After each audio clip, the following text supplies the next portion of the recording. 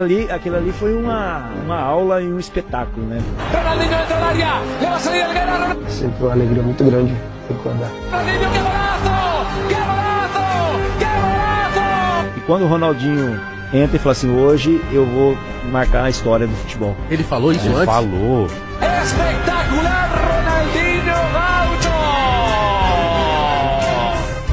O quão mágico tem que ser um jogador para fazer um estádio inteiro se esquecer de uma das maiores rivalidades da história do futebol, para simplesmente reverenciar todo o seu talento e aplaudir de pé um jogador do seu maior rival.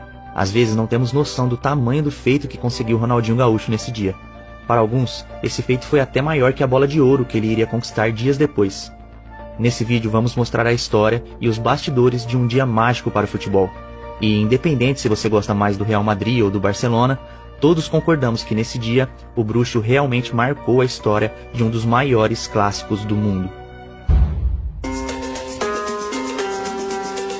A rivalidade entre Real Madrid e Barcelona é uma das mais intensas e antigas do planeta, tida por muitos inclusive como a maior.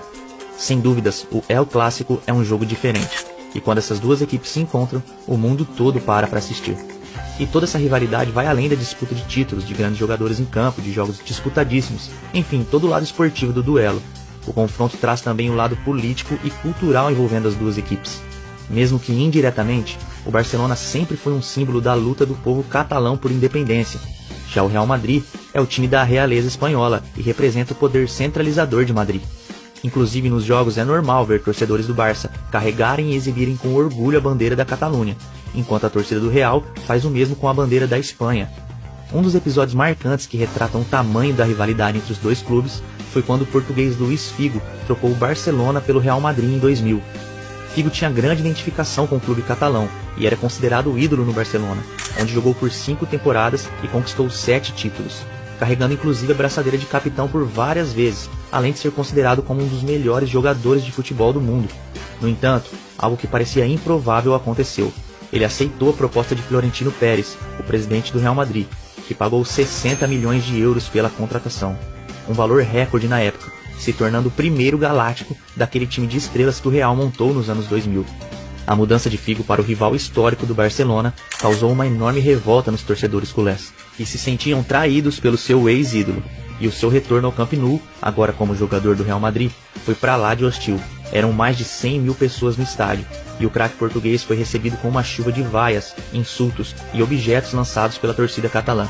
O barulho no estádio era ensurdecedor. Até hoje acredita-se na Espanha que foi a maior vaia ouvida em um campo de futebol. Em outro confronto, já na temporada de 2002, no momento em que Figo se preparava para bater um escanteio, uma chuva de objetos começa a voar da arquibancada. O jogo é paralisado, e os jogadores do Real tiveram que sair escoltados para o banco de reservas. E algo que ficou marcado nesse dia é que até uma cabeça de porco foi jogada no português nesse momento. Já deu para ter uma noção do tamanho da rivalidade entre esses dois clubes, né? E pensar que um jogador brasileiro, com todo o seu talento, fez tudo isso ficar em segundo plano. Com certeza esse é um El Clássico que ficou para a história. Real Madrid e Barcelona brigavam pela liderança do campeonato espanhol. O jogo marcava o retorno de Ronaldo Fenômeno aos gramados, depois de um tempo afastado por uma lesão no tornozelo. O encontro de Samuel Eto'o com a torcida do Real após ter provocado seu ex-clube durante a comemoração do título da La Liga na temporada anterior. E também o primeiro clássico de um jovem jogador argentino, que vinha da base do Barcelona e era uma grande aposta do time.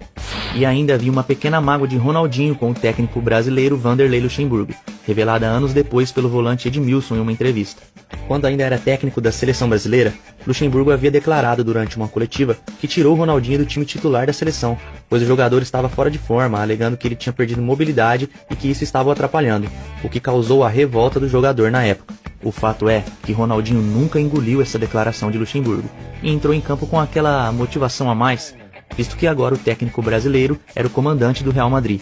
Ou seja, ingredientes para ser um grande jogo não faltavam. O Santiago Bernabéu estava lotado. Era incrível a qualidade dessas duas equipes na época. Eram praticamente duas seleções em campo, com grandes estrelas dos dois lados, porém, uma brilharia muito mais que as outras naquela noite. Com a bola rolando, o jogo já começa muito disputado. Falta de Rafa Marques em Ronaldo com menos de 1 minuto de jogo. E alguns minutos depois, uma cotovelada de Pablo Garcia em Deco deixa o português sangrando. A rivalidade entre as equipes estava à flor da pele. E aos 15 minutos, o primeiro gol da partida foi marcado. Samuel Eto'o.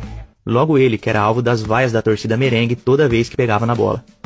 Messi deu uma arrancada e passou a bola para o centroavante, que dominou na entrada da área e mesmo cercado por adversários, conseguiu girar e chutar no canto. Fim de primeiro tempo, 1-0 Barcelona. O time catalão estava sobrando em campo. E apesar de já estar causando problemas para a defesa merengue, o show de Ronaldinho Gaúcho estava guardado para o segundo tempo do clássico. Aos 13 minutos, depois de um cruzamento errado de Beckham, Deco liga rapidamente Ronaldinho, que recebe ainda atrás no meio-campo e parte para o contra-ataque. Sérgio Ramos tenta parar o brasileiro, que com um lindo drible deixa o espanhol no chão. Nem parecia que estava passando por um dos melhores zagueiros do mundo. Invade a área e com uma ginga de corpo tira totalmente o espanhol Helguera da jogada e bate forte pro gol. Roberto Carlos até tenta bloquear, porém sem sucesso. A bola morre no fundo das redes, no contrapé de Cacilhas, que fica parado no meio do gol. Uma parte da torcida do Real já começava a aplaudir o brasileiro